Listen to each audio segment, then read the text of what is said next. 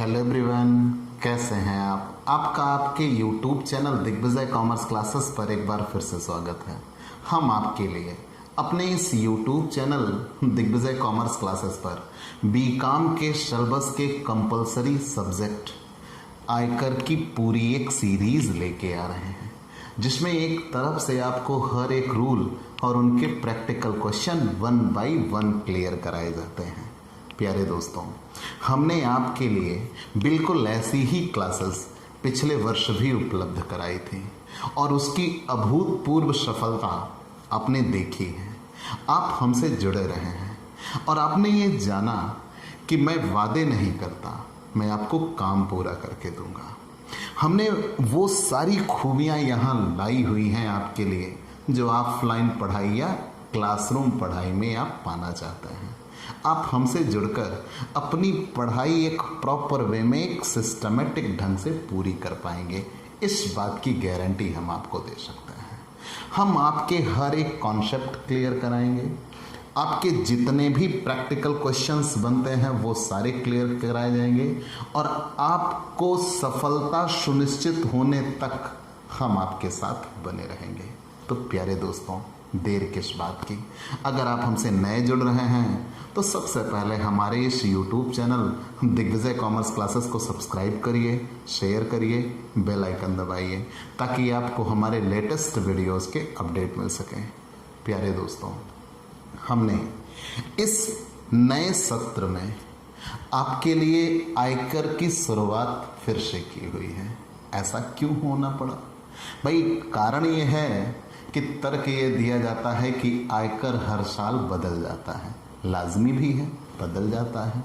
जब फरवरी के महीने में बजट पास होता है, बजट में नए सत्र के लिए दरें घोषित होती हैं और उसके साथ आयकर में बहुत ज़्यादा परिवर्तन हो जाते हैं और उन परिवर्तनों का प्रभाव देखने को ये मिलता है कि आयकर पढ़ने वाले के लिए भी नया और पढ़ाने वाले के लिए भी नया। तो मेहनत तो भाई हमें करनी ही होगी, हम आपके साथ बने हुए हैं और मैंने आपसे सिर्फ एक विश्वास मांगा है कि आप केवल नियमित हो जाइए। इनकम टैक्स मैं आपकी नसों में घोल दूंगा, ये मेरा प्रॉमिस है, ये मेरा खुद से किया हुआ वादा है कि मेरा कोई भी स्टूडेंट आयकर के किसी भी टॉपिक में उसको कहीं कोई दिक्कत ना होने दूंगा। माँ भगवती ने चाहा तो ये ज़रूर संभव होगा, बस आप रेगुलर बने रहिए। तो प्यारे दोस्तों, आज हम आपके लिए आयकर की परिभाषा लेके आ रहे हैं, डेफिनेशन ऑफ इनकम टैक्स। तो फटाफट जल्दी से कल के सारे कॉन्सेप्ट क्लियर कर लीजिए। कल तक हमने क्लासेस क्या जानी कि आयकर शब्द हमने जान लिया था। इनकम टैक्स, आयकर आय पर लगने वाला कर है, a tax which is charged on income. आयकर आय पर लगने वाला कर है। हमने कर को डिफाइन किया था, टैक्स। कर के आपने दो प्रकार जाने थे कि कर एक अनिवार्य अंशदान है जो सरकार हमसे आपसे लेती है। अब भाई, कर एक अनिवार्य अंशदान है जो सरकार हमसे आपसे लेती है, तो क्यों लेती है? तो आपने ये बताया ना कि चूंकि सरकार हमारे ऊपर खर्च करती है तो सरकार को कमाई का एक जरिया चाहिए जो कि आयकर के रूप में उसको मिला हुआ है। तो सरकार हमारे ऊपर कहाँ कहाँ खर्च करती है? तो विकास और सुरक्षा पर खर्च करती है। सरकार अपनी कुल आय का 30% भाग हमारे विकासात्मक कार्यों पर लगाती है और अपनी कुल आय का 70% हिस्सा हमारे सुरक्षात्मक कार्यों पर लगाती है। अब अगर सरकार खर्च करती ही है तो सरकार को कमाने के लिए तो एक जरिया चाहिए ना। तो सरकार की आय का जरिया मिला है इनकम टैक्स। चलिए, ये चीज़ें हम पीछे बता चुके हैं। हमने ये भी बताया कि there is 2 types of tax. कर दो प्रकार के होंगे, प्रत्यक्ष कर और अप्रत्यक्ष कर, डायरेक्ट टैक्स, इनडायरेक्ट टैक्स। प्रत्यक्ष कर की विशेषता आपने पढ़ी थी कि जब कराघात और करापात दोनों एक ही व्यक्ति पर हो, incident of tax and impact of tax is the same person, कि जिसके ऊपर कर लगे इंसिडेंट ऑफ टैक्स और जो कर चुकाए इम्पैक्ट ऑफ टैक्स, दोनों एक ही व्यक्ति पर हो, सेम पर्सन पर हो, तब प्रत्यक्ष कर होता है। और जब incident of tax and impact of tax different person पर हो, कराघात और करापात दो अलग अलग व्यक्तियों पर हो, तो वो अप्रत्यक्ष कर होता है। और सभी अप्रत्यक्ष करों को हटा के जीएसटी लाया गया। जीएसटी के भी 3 प्रकार होते हैं, एसजीएसटी, सीजीएसटी, आईजीएसटी, जो भी होता है। लेकिन यहाँ प्रत्यक्ष कर की हम बात करेंगे, क्योंकि हमारा आयकर एक प्रत्यक्ष कर है। चलिए, ये सब पिछली बातें थी। उम्मीद ही नहीं, हमें पूर्ण विश्वास है कि आपको ये सारे कॉन्सेप्ट क्लियर हो रखे हैं। हमें आज आपको आयकर की परिभाषा बताना है, डेफिनेशन ऑफ इनकम टैक्स। तो पहली चीज तो ये कि इनकम टैक्स में किसी चीज की कोई डेफिनेशन नहीं है। अब आप ये सोच रहे होंगे, ये बंदा हाजिर तो हुआ है इनकम टैक्स की डेफिनेशन बताने के लिए, और साथ ही ये कह गुजर रहा है कि इनकम टैक्स में ही किसी चीज की कोई डेफिनेशन नहीं है। जी हाँ, मैं सही हूं, इनकम टैक्स में किसी चीज की कोई डेफिनेशन नहीं है। हम उसकी खूबियों को निचोड़ के कुछ ऐसी बातें आपके लिए लेके आएंगे जो डेफिनेशन का काम करेंगी। बाकी वास्तविकता में वो कोई डेफिनेशन नहीं है। ठीक, तो इन्हीं खूबियों को या कह लीजिए विशेषताओं को समेटे हुए हम आपके लिए आयकर की परिभाषा बना के सामने लाए हैं, जो बहुतायत किसी किताब में नहीं मिलती। ठीक, जो किताबों में नहीं मिलती। हम किसी किताब को प्रेफर नहीं करते कि आप इस किताब को पढ़िए, लेकिन अगर आप सबसे बेहतर किताब चुनना चाहते हैं तो आप एच.सी. मेहरोत्रा की किताब लीजिएगा, जो कि सबसे सुपीरियर किताब है। और आप मेरी ही बात क्यों मानिए, आप गूगल पे जाइए, अवध यूनिवर्सिटी या किसी भी यूनिवर्सिटी के लिए टॉप सजेस्टेड बुक ढूंढिए इनकम टैक्स की, तो आपको सबसे ऊपर एच.सी. मेहरोत्रा का नाम मिल जाएगा। जितने भी टॉप के सीए होंगे उनकी सिलेक्टेड बुक हैं ये एच.सी. मेहरोत्रा की। तो प्यारे दोस्तों, आप वही किताब ले लीजिएगा, आपको सबसे बेहतरी मिल जाएगी। बाकी आप कहीं से भी किसी किताब से पढ़िए, इनकम टैक्स के रूल पूरे भारत के लिए एक जैसे होने जा रहे हैं। ठीक, चलिए, तो भाई हमने ये चीज़ें तो जान रखी हैं। आज हमें आयकर की परिभाषा जानना है। आयकर की परिभाषा आखिर होती क्या है? तो आयकर की परिभाषा, आयकर एक प्रत्यक्ष वार्षिक कर है। मैंने लिख रखा है ताकि आपकी मदद हो सके। Income tax is a direct yearly tax. भाई देखिएगा, पहली चीज़ तो ये है कि हमारी मदर टंग हिंदी है। हम हिंदी भाषी प्रदेश से आते हैं और हिंदी ही प्रेफर करते हैं। लेकिन अगर आप इंग्लिश मीडियम के स्टूडेंट हैं तो मैं आपको वो सारे कॉन्सेप्ट दूंगा कि आप उसे इंग्लिश में डिस्क्राइब कर सकते हैं। दूसरी चीज़ ये निकल के आती है, मैंने अभी कहा ना कि यहाँ इसकी कोई डेफिनेशन बुक में है नहीं। मैं आपको पूरी चीज़ें कॉन्सेप्ट क्लियर करके दे दूंगा, सारे के इंग्लिश वर्ड समझा दूंगा, आपको कोई दिक्कत नहीं होगी। लेकिन थोड़ी मेहनत तो आपको करनी होगी। ठीक, थोड़ी मेहनत करनी होगी। हाँ, जब न्यूमेरिकल सॉल्व होते हैं वो तो इन इंग्लिश ही सॉल्व होंगे, तो वो तो सबके लिए सेम है। तो आयकर एक प्रत्यक्ष वार्षिक कर है जो किसी व्यक्ति द्वारा गत वर्ष में अर्जित या प्राप्त शुद्ध कर योग्य आय पर चालू कर निर्धारण वर्ष में आयकर की निश्चित दरों से गणना करके केंद्रीय सरकार द्वारा वसूल किया जाता है। मैं फिर से बोल दे रहा हूं, आयकर की परिभाषा ये कोई परिभाषा नहीं है। मैंने बताया ना कि ये जो विशेषताएं होती हैं, खूबियां होती हैं, उन्हीं को समेटे हुए ये परिभाषा बना दी गई है। बाकी ये कोई परिभाषा नहीं है, लेकिन ये सिर्फ आयकर की विशेषताओं का एक निचोड़ लाके आपके सामने रख दिया गया और वही परिभाषा के रूप में आप पढ़ रहे हैं। ठीक, देखिए, यहाँ ये कहा गया कि आयकर एक प्रत्यक्ष वार्षिक कर है जो किसी व्यक्ति द्वारा गत वर्ष में अर्जित या प्राप्त शुद्ध कर योग्य आय पर चालू कर निर्धारण वर्ष में आयकर की निर्धारित दरों से गणना करके केंद्रीय सरकार द्वारा वसूल किया जाता है। अब एक एक चीज यहां हम तोड़ते चलते हैं, तब आपको बेहतरी होगी। आइएगा यहाँ पे एक एक चीज नोटिस करिएगा, ये विशेषताएं मिलके परिभाषा बनी कैसे। सबसे पहली चीज आयकर, शायद मैं इसे क्लियरली आपको एक्सप्लेन कर चुका हूं कि आयकर दो शब्दों से मिलकर बना है, आय और कर। आय के लिए मैंने बताया था आय की विशेषताएं, आय की भी कोई परिभाषा नहीं है। अगर आप आय को पढ़ना ही चाहते हैं तो आपको आय के रूप और आय के लक्षण पढ़ने होंगे। आय के रूप तो अनगिनत हैं, हमें आय के लक्षण जानने होंगे। और यहां मुख्यतः हमने कितने लक्षण बताए थे? 3। पहला, आय बाहर से प्राप्त होनी चाहिए। दूसरा, आय निश्चित साधनों से प्राप्त होनी चाहिए। और तीसरा, बचत आय नहीं होती। बाकी और भी आपको इसकी विशेषताएं मिलेंगी आगे, जब हम आपको आय पढ़ाएंगे तब वो क्लियर हो जाएगा। फिर आपने कर जाना था, कर भी आपने पढ़ा था कि जब सरकार हमारे ऊपर खर्च करती है तो हमसे अनिवार्य अंशदान के रूप में सरकार हमसे लेती है, तो कर एक अनिवार्य अंशदान। और कर भी 2 प्रकार के होते हैं, प्रत्यक्ष और अप्रत्यक्ष कर। प्रत्यक्ष कर उसे कहते हैं जिसके ऊपर लगे वही चुकाए, और अप्रत्यक्ष कर उसे कहते हैं जिसके ऊपर लगे उसकी ओर से कोई दूसरा व्यक्ति भी इसका भुगतान कर सकता हो।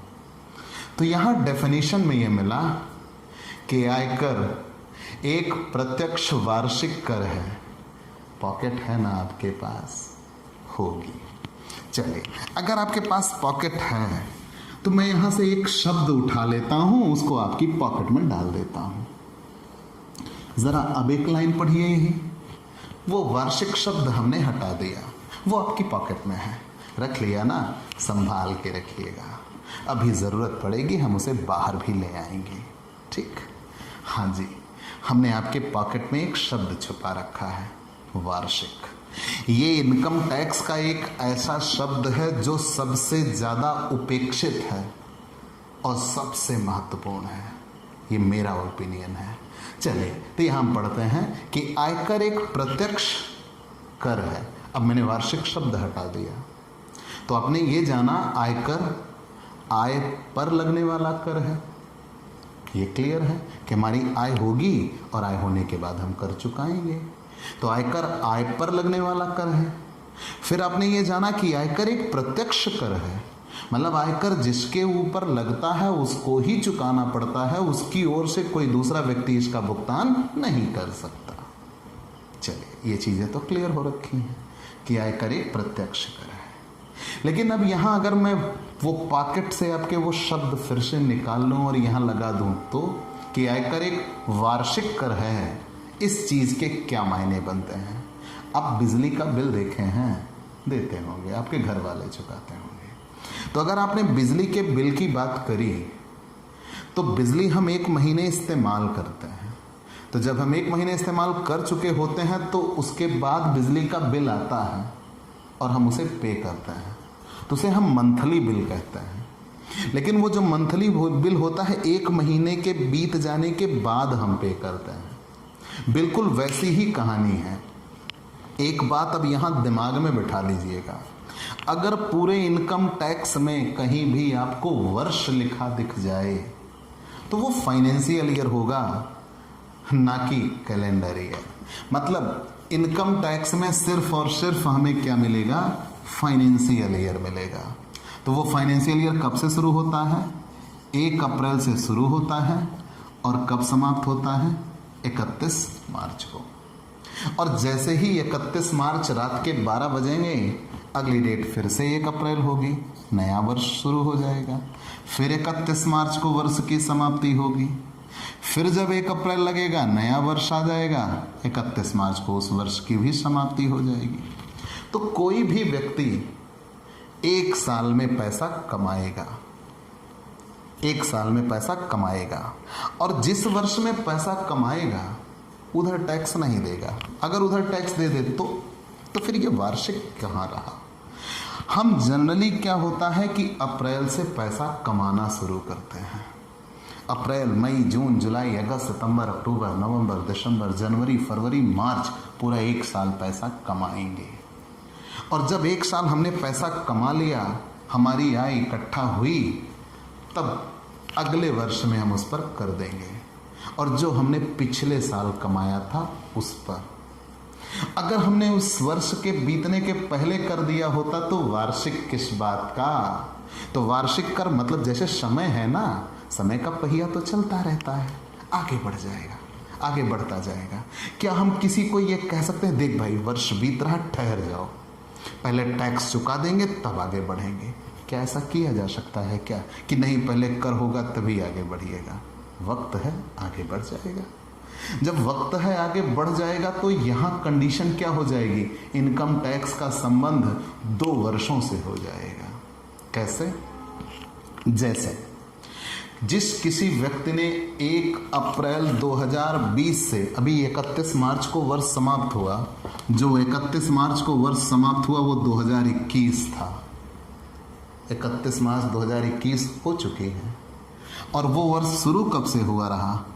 1 अप्रैल 2020 से शुरू हुआ था, 1 अप्रैल 2020 से, और समाप्त हुआ 31 मार्च 2021 को। अभी जो वर्ष चल रहा है, आज डेट कौन सी है? आप अगस्त में हैं, अगस्त महीने की, अगस्त महीना है, 2021 में आप खड़े हैं। तो लेकिन इस वर्ष की शुरुआत कब से हो चुकी है? अप्रैल से हो चुकी है। तो 1 अप्रैल 2021 से हो चुकी है और 31 मार्च 2022 को ये वर्ष समाप्त होगा। तो हम जो इधर पैसा कमा रहे हैं यहाँ, इस पर हम अभी टैक्स नहीं देंगे, अभी वर्ष कहाँ बीता। लेकिन जो पिछले वर्ष हमने कमाया था उस पर हमें टैक्स यहाँ देना होगा। मतलब यहाँ की कमाई पर यहाँ टैक्स लगेगा। यहाँ की कमाई पर अगली बार जब 2022 से 2023 चलेगा तब उस पर कर देंगे। मतलब हम 1 साल पहले पैसा कमाएंगे और जब 31 मार्च को वर्ष की समाप्ति हो जाएगी, नया वर्ष जब लगेगा तो उस नए वर्ष में हम कर चुकाते हैं। ठीक, इसीलिए इसको क्या कहा जाता है? वार्षिक कर कहा जाता है। मतलब आयकर एक प्रत्यक्ष कर है, अर्थात आयकर जिसके ऊपर लगता है उसे ही चुकाना होता है, उसकी ओर से कोई दूसरा व्यक्ति इसका भुगतान नहीं कर सकता। और फिर आपने ये जाना कि आयकर एक वार्षिक कर है। वार्षिक कर क्यों होता है? क्योंकि हमारी 1 साल की कमाई पर उसके अगले वर्ष में हम कर देते हैं, और जब उसके अगले वर्ष में हम कर देते हैं, मतलब कर तो सदैव वर्तमान में ही दिया जाएगा। आप ये ध्यान दीजिएगा, कर सदैव वर्तमान में दिया जाएगा। भाई गर्मी बहुत है, इन हालातों में आपकी ये क्लासेस जारी रख पाना थोड़ा सा मुश्किल होता है। आपने ये नोटिस किया भाई मैं पसीने से भीगा हुआ हूँ, तरबतर हुआ हूँ, लेकिन फिर भी आपकी क्लासेस क्लियर होनी चाहिए। ठीक, तो प्लीज़ डोंट टेक टेंशन, आप थोड़ा सा माइंड मत करिएगा, आपको ज़रूर ये क्लासेस क्लियर कराई जाएंगी। और इन हालातों में हम पंखे भी नहीं चला सकते ताकि आपको सरसराहट जैसी या वो कम्युनिकेशन प्रॉब्लम ना हो। तो आप आई थिंक हमारी मजबूरियां समझ सकते हैं। चलिए, तो यहाँ हम आते हैं। तो आयकर एक वार्षिक कर हुआ। हमने जब 1 साल पैसा कमाया तो उस साल हम टैक्स नहीं देंगे। जब वो साल बीत जाएगा, अगले वर्ष हम जब होंगे तब हम कर देंगे। लेकिन वो अगला वर्ष तब वर्तमान बन चुका होगा ना। जैसे 1 अप्रैल 2021 से जब हम आए तो ये वर्तमान हुआ, इस साल हम कर देंगे, लेकिन इस साल की कमाई का वो कर नहीं होगा, वो पिछली साल की कमाई का होगा। तो जो इस साल कमाई हो रही है उसका क्या? तो जब ये साल बीतेगा, अगला साल जब आएगा, उस अगले साल में इस साल की कमाई पर कर दिया जाएगा। मतलब सीधा और साफ, जिस साल हम कमाते हैं उस साल कर नहीं देते, उसके अगले साल में कर देते हैं। तो इसीलिए आयकर का संबंध कितने वर्षों से हो जाता है? 2 वर्षों से हो जाता है, और आयकर एक वार्षिक कर बन के सामने आता है। चलिए, आयकर कौन देगा? एक व्यक्ति देगा। Who is paid to liable. तो कौन? यहां व्यक्ति कहा जाता है पर्सन। पर्सन, आयकर एक व्यक्ति द्वारा चुकाया जाता है। ध्यान दीजिएगा, जो किसी व्यक्ति द्वारा। अब आखिर ये व्यक्ति कौन है? सामान्यतः आप सोच लेते हैं कि कोई एक मनुष्य होगा, नहीं। आयकर की परिभाषाओं में ये कहा गया है कि व्यक्ति 8 प्रकार के होंगे।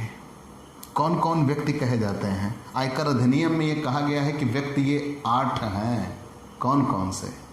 एक व्यक्ति जिसे हम मनुष्य कहते हैं, राम श्याम सीता गीता, ठीक। एक व्यक्ति के बाद हिंदू अविभाजित परिवार, फर्म, कंपनी, व्यक्तियों का संघ, व्यक्तियों का समूह, कृत्रिम न्यायिक संस्था, स्थानीय सत्ता। An individual, Hindu undivided family, firm, company, association of person, body of individual, artificial judiciary person and locality. ये 8 व्यक्ति की संज्ञा में आते हैं और इन्हें ही कर देना होगा। जनरली हम आप सामान्य अर्थ किससे लगा लेते हैं? मनुष्य से, मनुष्य मात्र या ह्यूमन बीइंग से लगा लेते हैं। लेकिन आयकर तो सब देते हैं, फर्में भी देती हैं, कंपनी भी देती है, व्यक्तियों का संघ, व्यक्तियों का समूह, इन सब के द्वारा दिया जाएगा। तो आयकर एक प्रत्यक्ष कर है, आयकर एक वार्षिक कर है और आयकर व्यक्ति द्वारा दिया जाता है। और अभी हमने कहा गत वर्ष में अर्जित या प्राप्त, गत समझते हैं ना, पिछले वर्ष में अर्जित या प्राप्त। अभी मैंने यहाँ कहा ना, हम अभी कहाँ सांस ले रहे हैं? हम तो वर्तमान में जी रहे होते हैं ना, वर्तमान में चल रहे होते हैं। तो वर्तमान हमारा यहाँ टिका बैठा है। हम अगस्त 2021 में हैं, अगस्त 2021 ये हमारा वर्तमान चल रहा है। अब अगर हमारा ये वर्तमान चल रहा है तो इस साल तो हम कर नहीं देंगे। गत वर्ष में अर्जित या प्राप्त, जो हमने, गत माने पिछला, पिछले वर्ष में जो हमने अर्जित या प्राप्त किया होगा उस वर्ष की आय पर इस वर्ष में कर लगेगा। तो पूरी बात क्या बनी? आयकर एक प्रत्यक्ष कर है, आयकर एक वार्षिक कर है जो किसी व्यक्ति द्वारा, व्यक्ति में हमने कितने बताए? 8 व्यक्ति, फर्म, हिंदू अविभाजित परिवार, कंपनी, व्यक्तियों का संघ, व्यक्तियों का समूह, कृत्रिम न्यायिक संस्था और स्थानीय सत्ता। इन 8 के द्वारा कर दिया जाता है जो किसी व्यक्ति द्वारा गत वर्ष में अर्जित या प्राप्त, जो हमने पिछले साल कमाया या पाया है, गत वर्ष में अर्जित या प्राप्त, शुद्ध कर योग्य आय पर गत वर्ष में अर्जित या प्राप्त। अब अर्जित या प्राप्त क्या है? अर्जित उसे कहते हैं जो हमने कमाया है और प्राप्त उसे कहते हैं जो हमने पाया है। दोनों में अंतर है। कमाना उसे कहते हैं कमा तो लिया है लेकिन मिला नहीं है, और प्राप्त उसे कहते हैं जो हमें मिल भी चुका है। तो आयकर चाहे वो अर्जित हो चाहे वो प्राप्त हो, दोनों पे टैक्स लगता है। तो गत वर्ष में अर्जित या प्राप्त, मैंने कहा चाहे वो कमा लिया हो, पाया ना हो, और अगर पा लिया है तो बहुत अच्छा है। अर्जित या प्राप्त, और गत वर्ष समझ में आ गया ना, जो हमने इस साल हम खड़े हैं, लेकिन हम इस साल की कमाई पर कब कर देंगे? अगले साल में। लेकिन इस साल हम कौन सी कमाई पे कर देंगे? जो हमने पिछले साल कमाया था। मतलब 1 अप्रैल 2020 से 31 मार्च 2021 में जो जस्ट पिछला वर्ष अभी बीता, उस वर्ष हमने जितना कमाई की थी उस कमाई पर हम इस वर्ष में टैक्स देने जा रहे हैं। ठीक, आप हमेशा इनकम टैक्स में कभी गलती नहीं करेंगे। आप ये सोच लीजिएगा आप वर्तमान में किस जगह पे हो। तो वर्तमान आज आपका है अगस्त 2021। अगर वर्तमान में आप अगस्त 2021 में हो तो इस साल का पिछला वर्ष वही हमारी कमाई हुई थी और उसी कमाई पे हम इस साल टैक्स देंगे। तो हमारी पिछली कमाई कब हुई थी? 1 अप्रैल 2020 से 31 मार्च 2021। तो गत वर्ष की किसी व्यक्ति द्वारा गत वर्ष में अर्जित या प्राप्त, अर्जित किसे कहेंगे? कमा लिया है, और प्राप्त किसे कहेंगे? पा लिया है।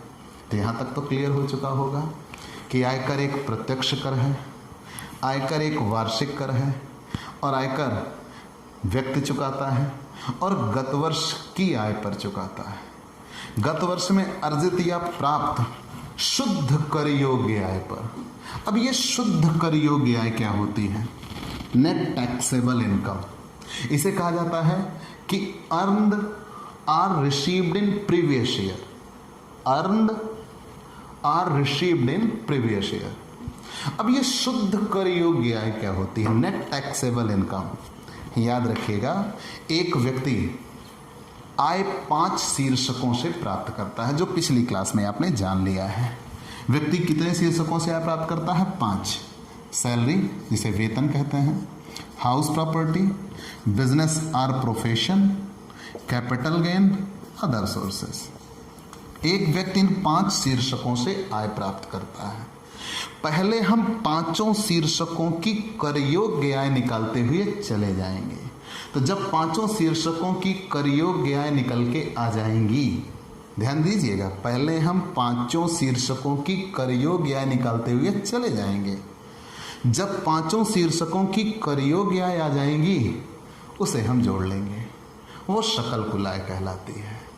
और सकल कुल आय में से धारा 80C से 80U की छूट घटा देंगे तो वो कुल आय कहलाती है। सिंपल सा तरीका समझिए। मान लीजिए एक व्यक्ति है, कोई नीरज चोपड़ा नाम का। भैया इस समय तो भारत में इनसे ज़्यादा पॉपुलर कोई हो ही नहीं सकता। तो मान लीजिए एक नीरज चोपड़ा नाम का व्यक्ति है, वो टैक्स देगा। तो कैसे देगा?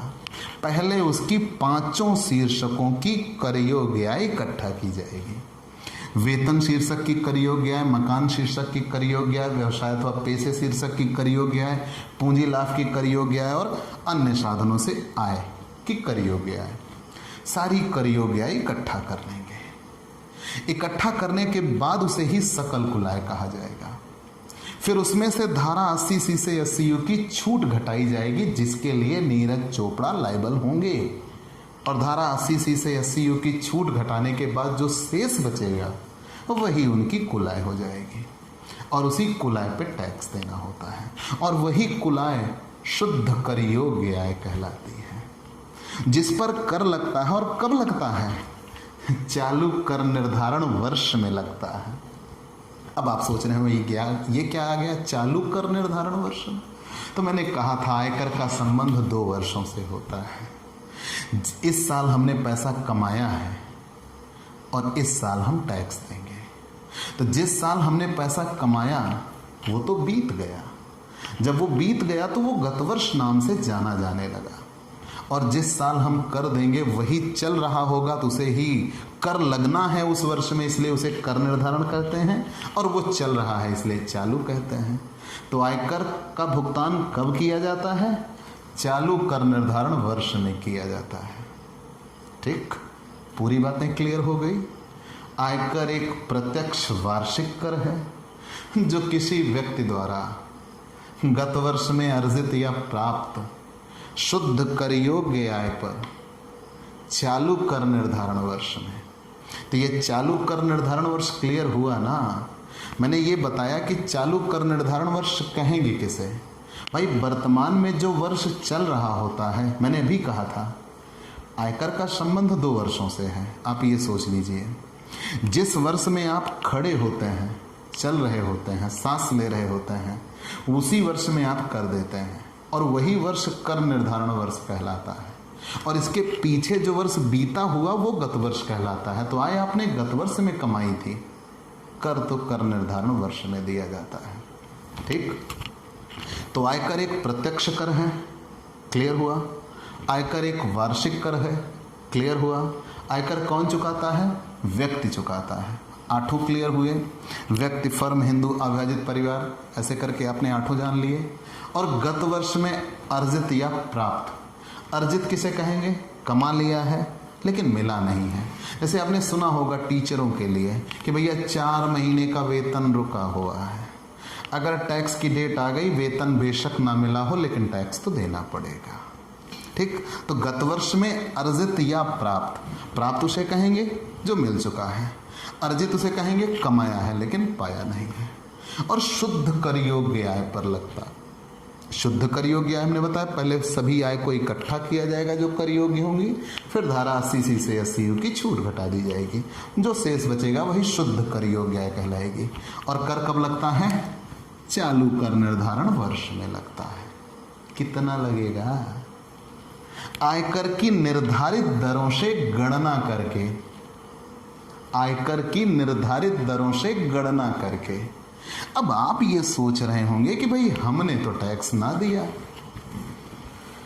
आप ये भी सोच रहे होंगे पिताजी ने टैक्स नहीं दिया। हो सकता है कुछ के पिताजी भी टैक्स देते भी हो।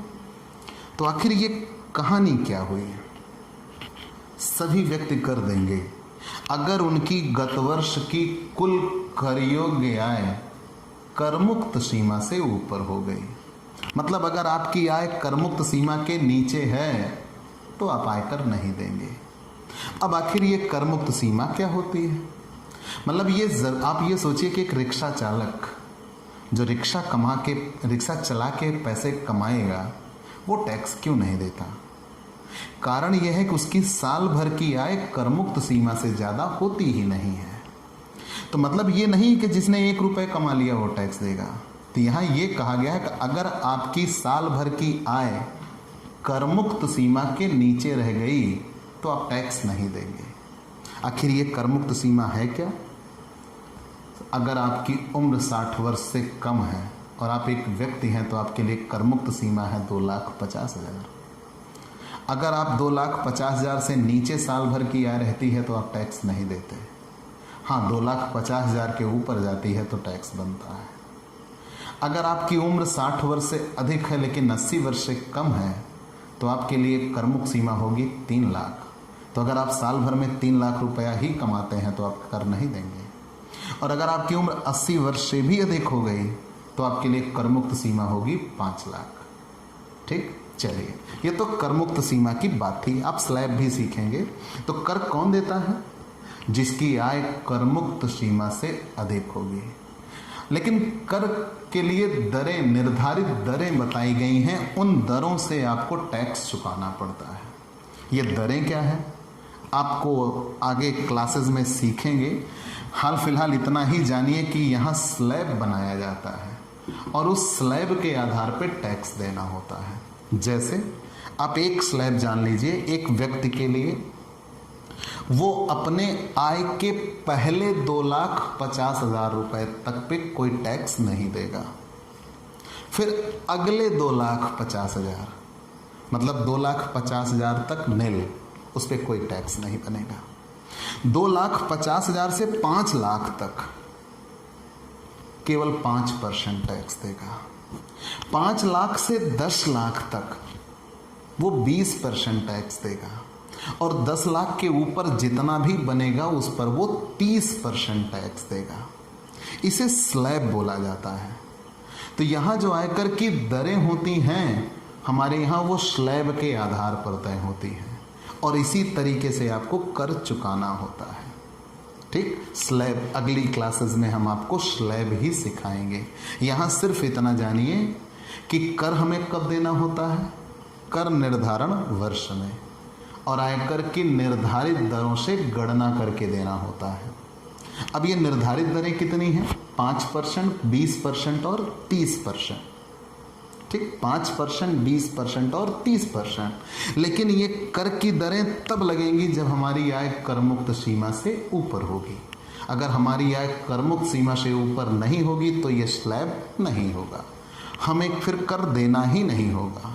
जब हमें कर देना होगा, करमुक्त सीमा के ऊपर हमारी आय होगी, तब ये स्लैब लगेंगे कि 2.5 लाख तक नहीं देंगे कर, फिर 2.5 लाख के बाद 5 लाख तक 5% देंगे, 5 लाख के बाद 10 लाख तक हम 20% देंगे, 10 लाख के बाद हम 30% देंगे, चाहे जितना आ जाए। लेकिन अगर हम एक व्यक्ति की बात करते हैं जो 60 वर्ष से अधिक है लेकिन 80 वर्ष से कम है तो 3 लाख तक कर नहीं देगा। 3 लाख से 5 लाख तक वो 5% देगा, 5 लाख से 10 लाख तक वो 20% देगा, 10 लाख के ऊपर 30% देगा। और अगर हम अति वरिष्ठ नागरिक की बात करते हैं जो 80 वर्ष के ऊपर है वो 5 लाख तक कर नहीं देगा। 5 लाख के बाद सीधा 10 लाख तक वो 20% टैक्स देता है और 10 लाख के ऊपर 30% टैक्स देगा। यही स्लैब है। आप सीख जाइएगा, सिखाएंगे, उसकी आज ज़रूरत नहीं है। लेकिन ये चीज़ें लेता कौन है? टैक्स कौन लेता है? तो केंद्रीय सरकार द्वारा वसूल किया जाता है। तो केंद्र सरकार जरूर वसूल करती है, लेकिन यहाँ इसका सबसे बड़ा अधिकारी सीबीडीटी, प्रत्यक्ष करों का केंद्रीय board, central board of direct tax, इस साल के एग्जाम में पूछा गया क्वेश्चन है। Central board of direct tax, प्रत्यक्ष करों का केंद्रीय बोर्ड, आयकर के लिए रूल एंड रेगुलेशन यही बनाते हैं और यही सारी चीज़ें तय करते हैं। लेकिन ये किसके अंडर में होंगे? केंद्र सरकार के। इसीलिए कहा जाता है कि आयकर किसके द्वारा वसूल किया जाता है? केंद्र सरकार के द्वारा वसूल किया जाता है। तो पूरी परिभाषा क्या बनी? आयकर एक प्रत्यक्ष वार्षिक कर है जो किसी व्यक्ति द्वारा गत वर्ष में अर्जित या प्राप्त शुद्ध कर योग्य आय पर चालू कर निर्धारण वर्ष में आयकर की निश्चित दरों से गणना करके केंद्रीय सरकार द्वारा वसूल किया जाता है। प्यारे दोस्तों, हम आज आपको ये परिभाषा कंठस्थ करा देंगे। आप ये बार बार पढ़िएगा, आपको याद होनी चाहिए। फिर ये सारी विशेषताएं टूट गई हैं, जैसे कि आयकर आय पर लगने वाला कर है, आयकर एक प्रत्यक्ष कर है, आयकर एक केंद्रीय कर है। केंद्रीय कर क्यों कहा जाता है? क्योंकि ये केंद्र सरकार द्वारा वसूल किया जाता है। आयकर गत वर्ष की आय पर लगता है, आयकर चालू कर निर्धारण वर्ष में कर लगता है, आयकर की निर्धारित दरों से गणना करके वसूल किया जाता है। ये सारी विशेषताएं आप सीख जाएंगे, लेकिन तब तक आप ये परिभाषा क्लियर कर लीजिए। तो प्यारे दोस्तों, आगे हम आपको अगले दिन लेके चलेंगे। तो आपको ये क्लास कैसी लगी हमें ज़रूर बताइएगा। आपके लाइक और कमेंट का इंतज़ार रहेगा। आप हमसे पेड क्लास भी ले सकते हैं। हाँ, ये आपके लिए सबसे बेहतर विकल्प होगा। आप हमसे पेड क्लास भी ले सकते हैं। और पेड क्लास पाने के लिए आप हमारे व्हाट्सएप नंबर 9984358237 पर व्हाट्सएप करिए, मैसेज करिए। आपको पेड क्लास की पूरी जानकारी दे दी जाएगी, जिसमें आप बहुत थोड़े से शुल्क का भुगतान करके हमसे एक रेगुलर क्लास पाते हैं। PDF मिलेगा, डाउट सेशन रखा जाएगा, क्वेश्चन पेपर सॉल्व कराए जाएंगे। तो ये सब कुछ पाने के लिए आप हमसे पेड क्लास ले सकते हैं। तो प्यारे दोस्तों, अगर आप हमसे नए जुड़े हैं तो सबसे पहले हमारे इस YouTube channel Digvijay commerce classes को सब्सक्राइब करिए, शेयर करिए, बेल आइकन दबाइए, ताकि आपको हमारे लेटेस्ट वीडियोस के अपडेट मिल सकें। तो आज की क्लास में इतना ही। अगले दिन हम आयकर की विशेषता आपको बताएंगे। तो आज हम यहीं पे विराम लगाते हैं। आप जुड़े रहिए, रेगुलर बने रहिए, अगर इनकम टैक्स की सबसे बेहतरीन क्लासेस पाना चाहते हैं तो। चलते हैं दोस्तों, बाय बाय दोस्तों।